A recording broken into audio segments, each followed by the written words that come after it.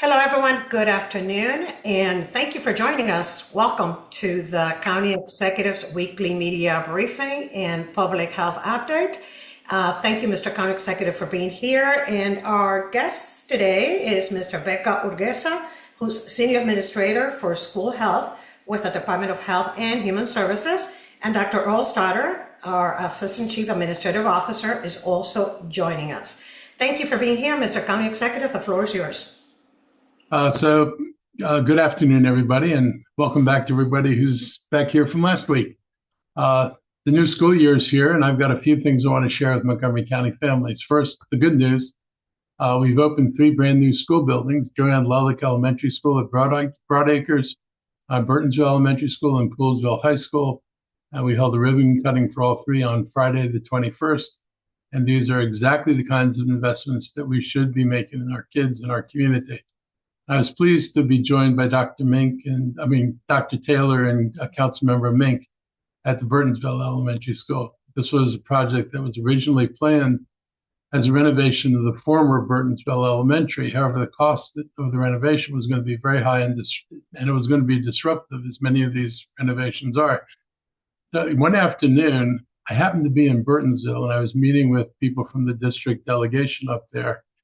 And as we were walking around, one of the members asked me if the county hadn't received the school site as a part of a big redevelopment plan. There was a big development that went in on the other side of 198, and he had a memory that somehow the county got a school site out of it. So when I got back to my office, I actually checked to see whether or not we did get a school site, and lo and behold, we did get a school site. So I called the school system and I said, why are you rebuilding the old Burtonsville Elementary School? We got a new site on the other side of the street. And they checked it and there's like, yes, we do have a new site. And it turned out to be a much better site. Let them do things that have been very hard to do at Burtonsville. So I was very excited about that. So we have this beautiful new school now. Many kids can walk to the school, which is pretty much impossible in the old site. So this is truly a neighborhood school. And the former school is going to be renovated into a pre-K facility and as a community center. So there'll be community meeting rooms there, and we're getting extra playing fields that'll be available for community use. So we're making good use of the old school, and the new school is really nice, and the kids seem very excited to be there. Another good school news: 26-27 school year started yesterday with new rules for cell phones, conveniently called no cell bell to bell. You've heard me talk about how distracting cell phones are in a classroom on the media briefing many times. I, over the years, have been in classrooms and watched students just sitting in the classroom playing on their phones while the teacher's trying to teach. That does not work very well. I was amazed the school system didn't shut this down earlier. It's a long overdue change, but it absolutely improves the learning environment and allows our kids to focus more on their schoolwork. Since MCPS recently reported its enormous maintenance backlog, I've been stopped by many people who want to know how we got in this mess and how could you possibly end up with a $3 billion bill for what is simply needed repairs to aged buildings. And the answer to this is simple, but it's going to be hard to hear. For years, prior MCPS leaders didn't ask for all the money they needed because they thought the level of funding wouldn't be approved. That would be true because year after year, multiple councils clung to an unwillingness to raise the bond capacity, not even enough to cover inflation, let alone growing needs. And so, what happened was the school system knew that the council had set bonding limits that would force them to make a choice. Either they build capacity for all the new students we were getting, and it was tens of thousands of students at one point total, or we fix the schools and then we overcrowd our classrooms. And the schools knew they weren't going to ask because they weren't going to get in a fight with the council. Particularly, you don't get in a fight when you know you're going to lose. So they didn't push the council. The council wasn't overly curious. This is many councils, not just one council. And over the years, expansion won, maintenance lost, and needs piled up.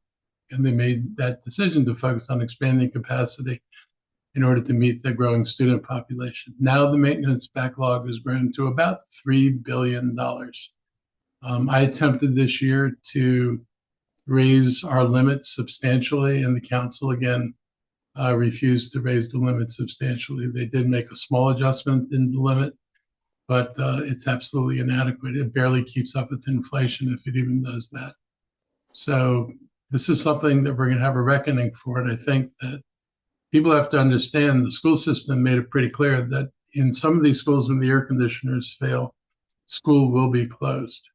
We don't have holding schools and places to put these kids. So it's going to create real problems as this problem piles up. We've got a lot to think about. The good news with declining enrollment, expansion doesn't have to compete with fixing things, but it's a serious problem. And just so you know, we're not the only jurisdiction in this predicament. This is the assessment of all public schools in Maryland as of August last year. As you can see, that 46% of the schools are functionally unreliable. 34% need repairs, and about then 20% are actually in good or satisfactory, or I should say like new, good, or satisfactory. That's a pretty wide range of things. The Maryland Interagency Commission on School Construction has a goal for all schools to be at least satisfactory. To achieve this, 1,090 school facilities would require repair, renovation, or replacement. The state doesn't have that kind of money either. The IAC has a project underway to estimate the cost of completing that goal and bringing schools up to a condition that level of support for educational sufficiency and physical sustainability. The commission will be studying missing facilities like science labs, pre-K classrooms, improving facility conditions, and improving the energy performance of schools. A similar study conducted 20 years ago determined $4 billion in work was needed. That would represent about $12 billion in today's economy. So that should give you an idea of what kind of backlog we're facing, not just in the county, but statewide. I'm going to continue to push for new funding methods, as I have for several years, more than several years now. It's important more than ever for Montgomery County to have greater autonomy about how we generate revenue so that we do not put all of this on the backs of homeowners to increase property taxes on residents. We need the county council to ask our state legislature to allow differential taxing, an authority our municipalities already have. Our current tax structure means that we have the lowest commercial tax rates in the region without any benefit. And I said this before, we won the race to the bottom. Congratulations. We can boast the lowest commercial property taxes, except for DC, has the lowest residential taxes, actually the highest commercial taxes. We can boast the lowest commercial property taxes and the lowest residential taxes in the region, except for DC. And it has nothing to do with to help us compete with jurisdictions who raise more in commercial taxes and build the infrastructure they need to attract growth. Something we can't do within our current tax structure. So basically our current tax structure, which I'm showing up here on the screen, it gives you an idea where we sit, Montgomery County, compared to other jurisdictions. We've got, we're at $1.08 when you do the adjustment for the loss of the ITOC. Frederick County is at $1.11. Fairfax County is at $1.16. Their commercial taxes started at $1.28. Howard County is $1.33. Their commercial taxes are $1.33. Prince George's County is $1.37, and commercial taxes are also $1.37. Western Virginia residents are at $1,224, but commercial properties at $1,480. That's not 1,000, that's 1.22. So residents are 1.22, which is about 14 cents higher than us, and commercial is 1.49, which is about 41 cents higher than us. And Washington, D.C. takes the championship prize. The residents only pay 85 cents. Commercial property pays up to $1.89 in the District of Columbia. So just so you know, when I talk about raising commercial property taxes, we would be below where they are in DC, and we would be below where they are in Virginia, our two major competitors for jobs. So keep that in mind as the year unfolds. Student vaccinations continue, and the county and the state of Maryland's vaccination guidance stays the same. No shock, we're not listening to Robert F. Kennedy Jr. or Donald Trump because they frankly do not know what they're talking about. We know the recent news is going to cause confusion for some people, but as you know, we pointed out, vaccine guidance in Montgomery County and Maryland has not changed. Vaccinations are essential. A school supply is pencils and paper. Without vaccines for things like flu or measles, public schools would not be able to take your children the entire year. That's one reason the county continues to offer free vaccination clinics for students through Friday, September 25th. Staying current on immunizations protects individual students, helps prevent the spread of disease in our schools, and strengthen the health of our entire community. And I encourage parents and guardians to review their children's immunization records now and make an appointment as soon as possible if any vaccines are needed. I also want families to know that earlier this year, federal health leaders changed the childhood vaccine schedule outside the usual scientific review process.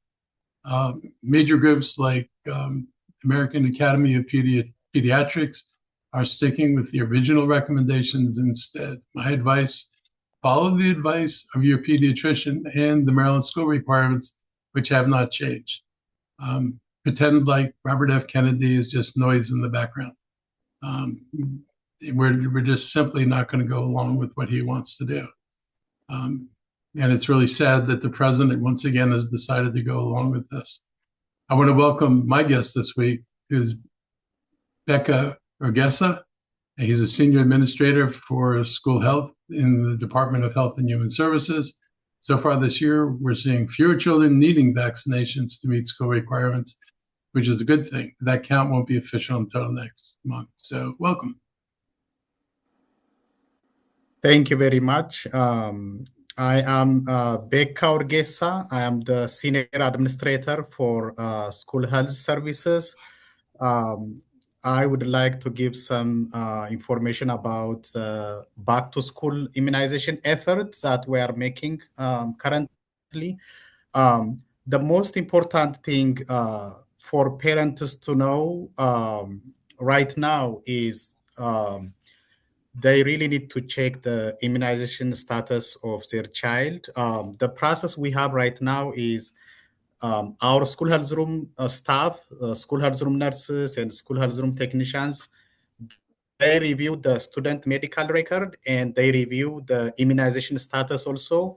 If they found out that the child is missing immunization documentation, there is an official letter that they send it to the parents that clearly and specifically mentions what immunization is missing, so the parent will have time to review and take action to get their child vaccinated.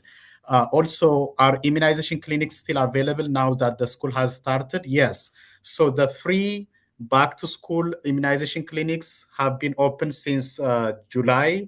They are open in August also, and they're going to be open for September. So parents will have the opportunity to take their child to one of those clinics.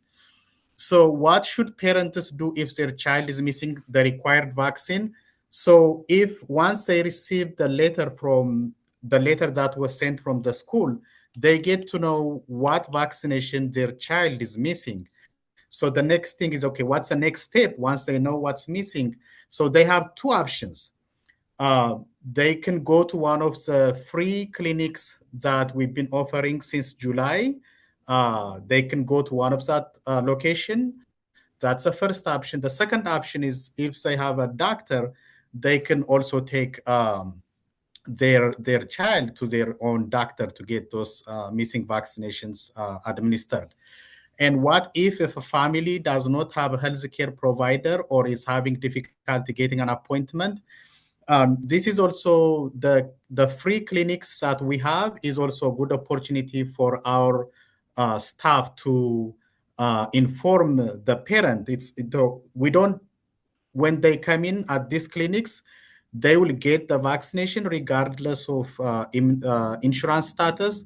However, we also talk to them, okay, do you need do you have health insurance? If the parent says yes, then fine. If the parent says they would like to have insurance and because they don't have, then we have already ready-made informational flyers that we give it to the parent so they know where to go in the county to get that insurance and also other county resources if they need. We have in Germantown, Mid-County, and Silver Spring locations that we usually refer them to get those insurance applications processed. Can a student attend school if they are missing an immunization? So we follow the state of Maryland regulation. If they are missing immunization, they still come to school. However, they have that 20 calendar days to be compliant. Within that 20 days, we ask the parent to take the child to the immunization clinics or to their own doctor to get the vaccine, the missing vaccines administered to the student. So basically, that was the main reason we have those clinics. So we have enough time for the parent to get the student be compliant with the 20 days requirement. Our goal, as always, our goal in MCPS's goal is to prevent student exclusion because of being non-compliant with immunization. We work in partnership with MCPS and other local healthcare providers to make sure the students are compliant with the required vaccinations. So, like I mentioned, we try everything. We inform the parent. We give them extra information. We share accesses for them to get the vaccinations so that they will have every opportunity to get their child immunized and provide the required documentation before the deadline. So the reason why we are still doing in September is just to help them be compliant with required vaccinations. And like I mentioned earlier, our school nurses and school health room technicians across 211 schools in MCPS, they review the student record and notify the parents depending on what immunizations are missing. If they found out some immunizations are missing, they reach out to the parent. It's not just sending the letter, they also make phone call to remind the parent to take advantage of the September free back to school clinics and to take advantage of the other county resources so that their child will be compliant. So my message, our message to parents who are watching this is, we just want them to review the letter that they receive from the parent, check their child's immunization status, and please don't wait. They need to contact their healthcare provider or take advantage of one of the clinics that we have in August and then also in September. And then also very important, it's not just getting their child vaccinated. We also need that record from the parent to turn it into the health room. That way we can check them off being compliant with the required vaccine. So our goal as always is to keep students healthy and then stay in school. So that's our message to the parents. Thank you. Thank you for sharing that today. Thank you.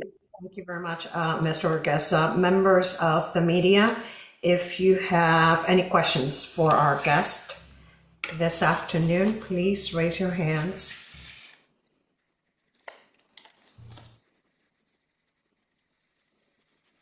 Alexandria Barnes, Montgomery Community Media. Good afternoon, Alexandria. Good afternoon. Go ahead. You have a question? Your hand's up. Sorry, I went on mute.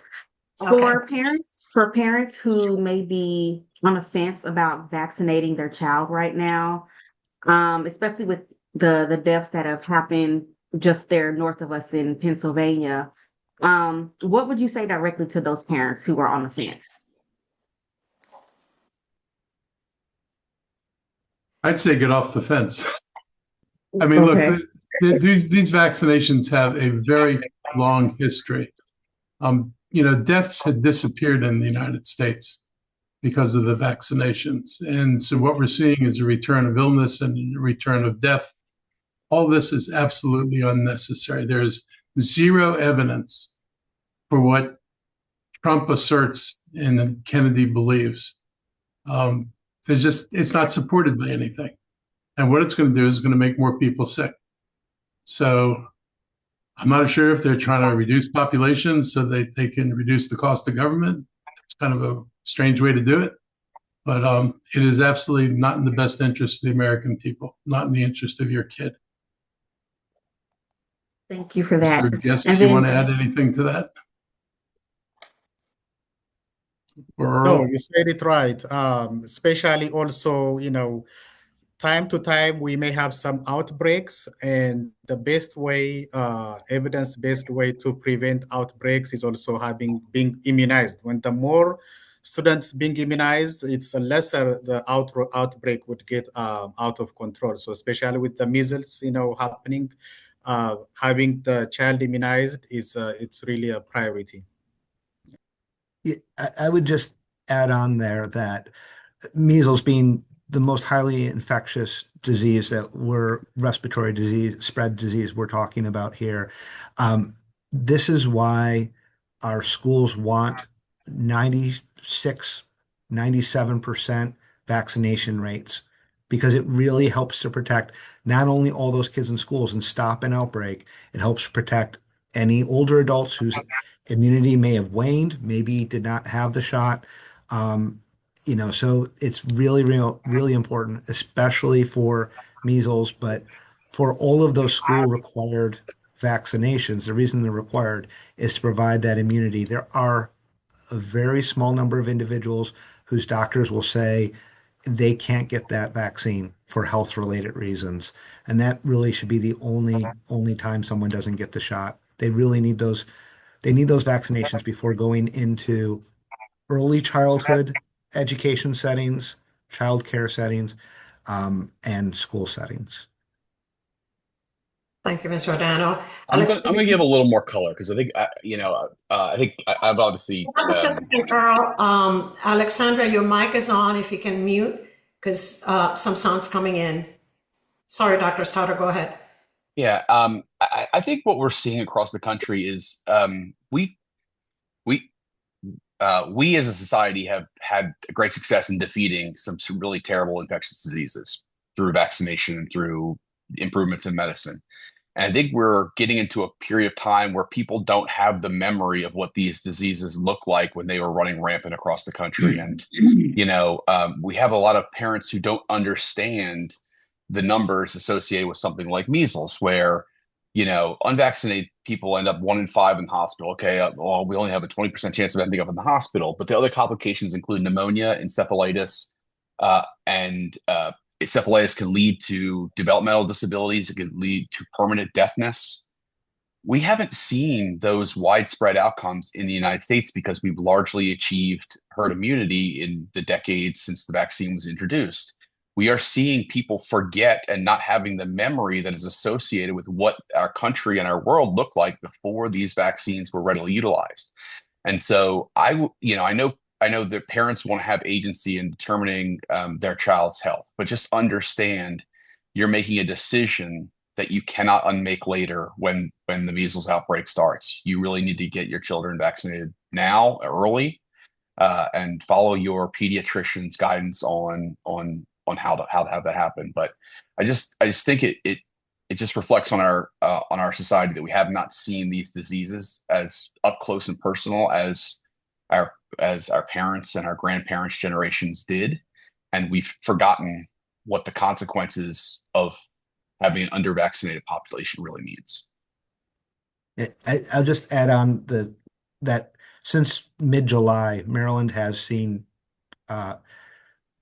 17 cases of measles. Every single one of those was an unvaccinated individual. And so outbreaks in several counties in Maryland, and this is our concern in public health. And having a highly vaccinated population is what can help prevent that. Thank you. I see that Tosin Fakil from DC News Now has the hand up. Go ahead. Hi, good morning. Thank you. This message is for Mr. Elrich. On the issue of the backlog of maintenance, how, and I'm sorry if you said this earlier and I missed it, my service was going in and out. How is council or MCPS planning to address this backlog financially? Like, where's that money supposed to come from? And what's your message to parents as a new school year starts with this amount of backlog and things like possibly AC not working or moldy ceilings? So MCPS doesn't have the ability to address the backlog in a meaningful way because they don't control resources. They're supplicants. They go to the state and they go to the county and they ask for money. The county has kind of locked the box around money at about $300 million a year. By the time you do transportation, you do whatever schools you're building or the schools that make it into the program, you do a library, you do, all the other things we do, $300 million doesn't go very far. And $300 million is where we were 20 years ago. So imagine trying to pay for what you paid for 20 years ago with the same amount of money today. It's not the same. I'll just, the council's been absolutely unrealistic about the viability of maintaining $300 million is what they're going to put into capital projects. If we had just kept with inflation for 20 years, we'd be up right around $550 million. These are real needs, and not funding them obviously doesn't make them go away. And I think that, hopefully this council, the new one, will come to terms with the things we're responsible for and what we need to do. Nobody should point their finger at the state because the state doesn't have the resources to fill this hole. They're going to be struggling to deal with basic services. Montgomery County has this opportunity where we've, differentiated ourselves from other counties in the area by our tax policy. When DC is taxing commercial property almost 80 cents higher than we do, and Virginia is taxing commercial property up to 42 cents higher than we do, and that money helps them pay for things. And it's not money that comes out of residents' pockets. There is a model out there that would put more money at our disposal and let us address these needs, not just school needs, but other needs as well. And we just have to face up to what we need to do. If we don't do this, if air conditioners fail, well, when they fail, which will be when you need them most, those schools will wind up being closed because you can't put kids in classrooms, with the temperatures, get as high as they get when the air conditioning doesn't work. So there are going to be consequences. The consequences are not going to be good. And we just need to get real, be honest about what we need, tell people honestly what we need. And I think, the public is pretty good about accepting things when they realize you need to do it. When you mouse around and you pretend you don't need stuff, and then all of a sudden you put yourselves in crisis mode, that makes people a little bit more irritated. I can't tell you how many people have come up to me and said, how did you wind up with the $3 billion hole? I said, it was a lot of work over many years to create that hole. It's just time to stop and get real. I hope they do. My second question, what's your message to your parents? To the parents? Yeah. While their kids go to schools. The parents should be talking to the council members and letting them know how important this is. Our school system is one of the things that we've been most proud of. Not being able to fully fund schools, whether it's maintenance or whether it's programming, are the kind of things that undermine people's confidence in the schools. And I think parents, should remind the people who are elected and have the power to make this decision that they would like to see us make the right decision and not jeopardize the schools and not jeopardize the kids. Thank you. Mm-hmm. Yeah. Members of the media, any additional questions regarding back to school vaccinations? No more questions on that topic. Mr. Urgesa, you can remain on this media briefing if you like, but if you need to depart, please feel free to do so. Mr. County Executive, other topics? Yes, thank you for joining us today. I really appreciate it. So next topic for today is Overdose Awareness Day and Memorial is this weekend. And it's Saturday, the 29th. And this weekend, the spotlight is going to be on the lives we've lost to overdose deaths in Montgomery County. International Overdose Awareness Day is an opportunity for our community to come together to honor those and remember those who were lost, but also to appreciate the work done every day to help our residents stay clean and sober. And on Saturday, the 29th at Memorial Plaza in Rockville, we're going to have Montgomery Goes Purple. We'll host a short memorial service at 9 a.m. and then the first color run, walk, or roll event will occur at 9:30 a.m. This event is meant for everyone in the community to show support for those working to demonstrate that prevention and recovery are for everyone. Resource fair connecting attendees with educators and community resources will be open from 9 to 11 a.m. In Montgomery County, we've had the foresight to go after certain drug makers for their role in marketing opioids to the public and medical providers. This whole opioid thing was set off by a major American company that decided this was a great way to make money. Creating addicts was, just a delightful way to feed your coffers. They are being fined, but they're certainly not being punished. The money we've been awarded in court is helping to pay for treatments that would otherwise fall on taxpayers. And it's sick to think that the drug makers who made ungodly amounts of money on the death and destruction only have to pay fines for what they've done. That's the world we live in. Drug makers and distributors over opioid lawsuits are expected to bring Montgomery County approximately $34 million over the next 18 years. Not nearly enough to run the treatment programs we need to run. The same suits are expected to net the state of Maryland about $400 million over the same period. These are crucially needed funds to help our community recover and heal from the deadly impacts of drugs like opioids. We're seeing fewer overdoses since 2024, but our work is far from complete. Every life lost is one too many. Those deaths tear apart families and change lives for generations. And I encourage everyone to support the overdose awareness efforts and to help prevent more tragedies in Montgomery County. Finally, earlier this summer, the County Council appointed Dr. James Hedrick to the Planning Board again. I should say reappointed. I was disappointed with this decision because during his time on the Planning Board, he's shown pretty much disregard for serious policy and legal issues raised by residents. That's why I'm sending a letter to the council disapproving of his reappointment. Planning Board is part of a separate state agency, the Maryland National Park and Planning Commission. In no other county in the state of Maryland is the Planning Commission part of a separate state agency. They're all part of the county government, everywhere but here in Prince George's County. Although it's not part of the county government, the county council oversees the planning board and appoints its members.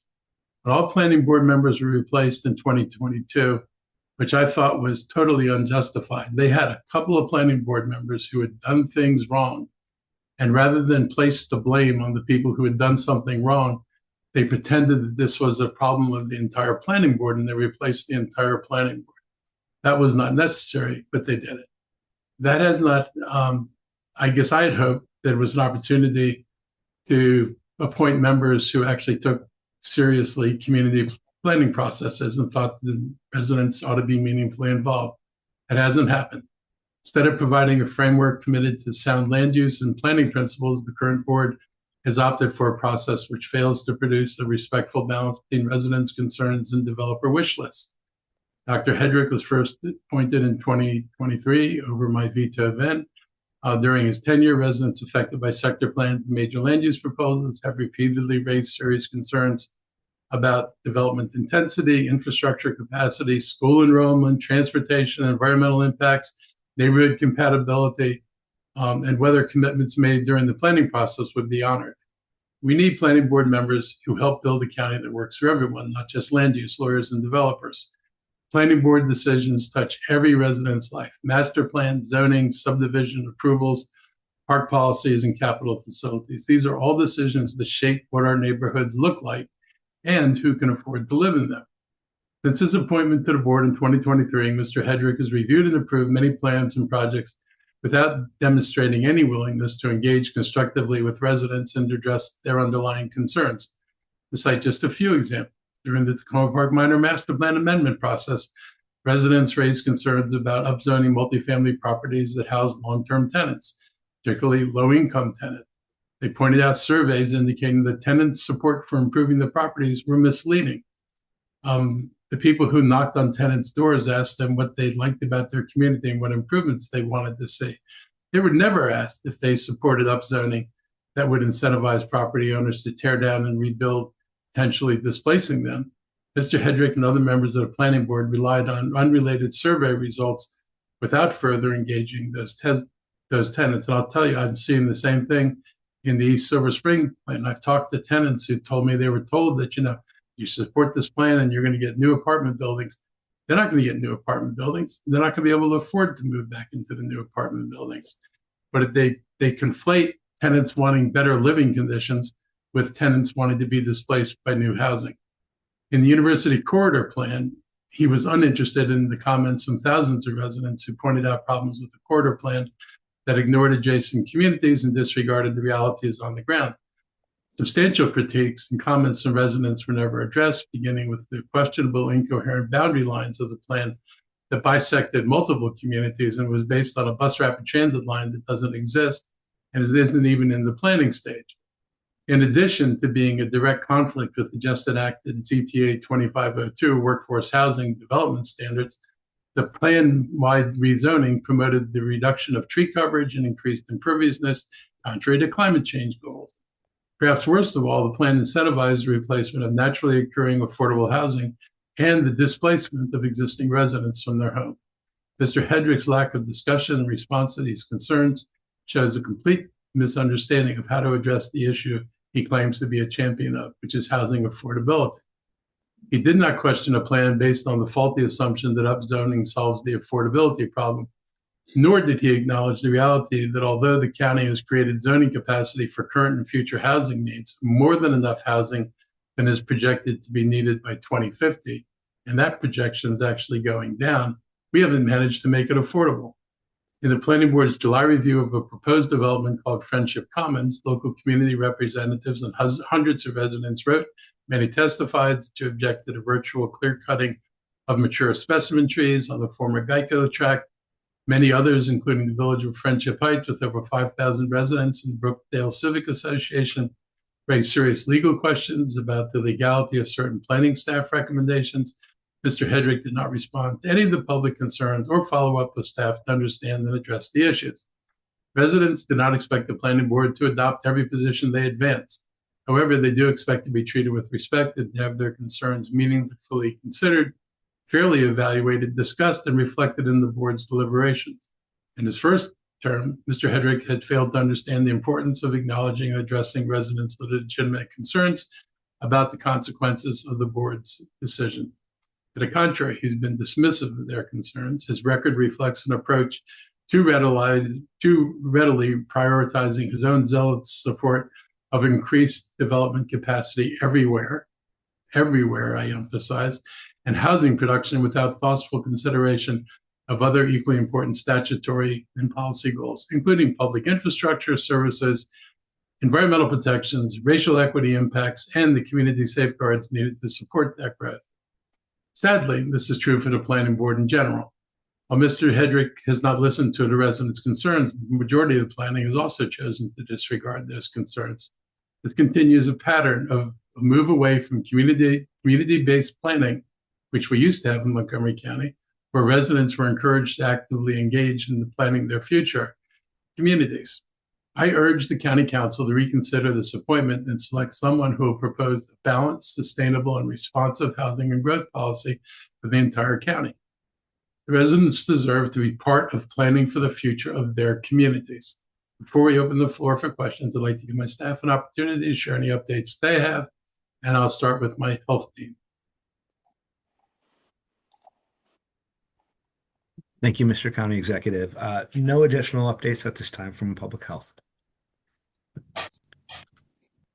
Dr. Stoddard, do you have anything? Any updates?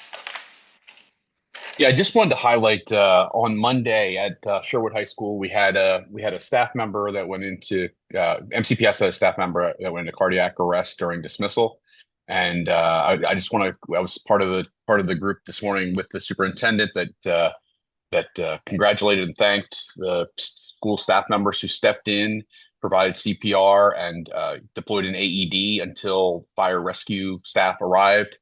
They were able to bring that staff member out of cardiac arrest. Obviously, this is a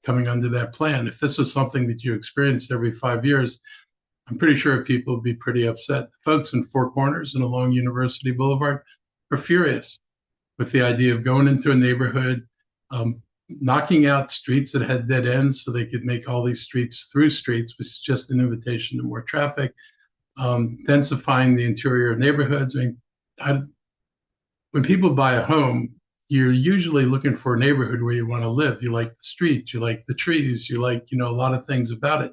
And to have planners who don't live there just walk in and say, you shouldn't live in this type of community and we're going to rezone it, is just, doesn't go over very well. And for me, it goes over even worse because having been part of approving all kinds of master plans, the county is zoned for more growth than we're projected to have by 2050. And the sudden obsession with going into existing neighborhoods, which, by the way, are not close to jobs. Most of the jobs in the county, Park and Planning has a graphic that shows this. And we did a study internally that showed the same thing. Most of the jobs and housing planned in the county for future growth are in the I-270, 355 corridor. So why you would look at neighborhoods that aren't anywhere close to those corridors where the jobs are going to go is beyond me.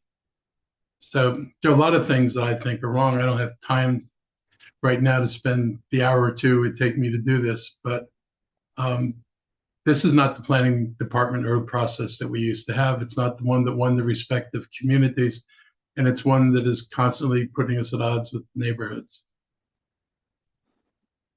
Thank you. Thank you. Members of the media, any additional questions for the county executive and government officials this afternoon? No more questions? Well, thank you everybody for joining us. Have a great afternoon. Stay safe, and we'll see you next time. Bye.